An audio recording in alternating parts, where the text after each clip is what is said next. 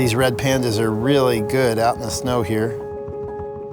We're using the OPPO Find X3 Pro. You can really control the camera on this phone. It's got a lens array with several different focal lengths, which is great because then we can compress distance because we can't go in the exhibit with the pandas.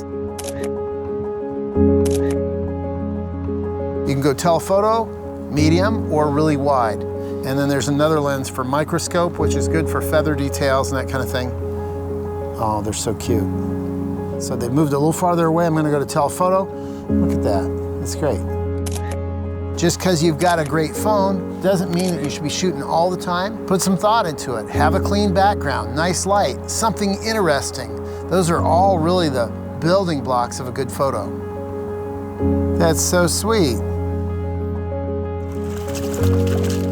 These are Humboldt penguins, and they are both loving swimming and hungry for fish. This phone has a cinema mode for video that does 4K. And it's super easy to use. You can control the settings yourself, which is great. They are so cute. And it just works right out of the box. I mean, seriously, you can do slow motion. It's really beautiful. Super high res. And man, it's just irresistible.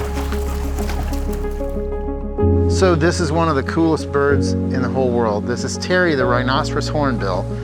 And let's just see how we do here, okay? The colors on the Find X3 Pro are fantastic, and it shoots RAW files, which is a big deal. This is a truly professional grade file that we can then use to make prints.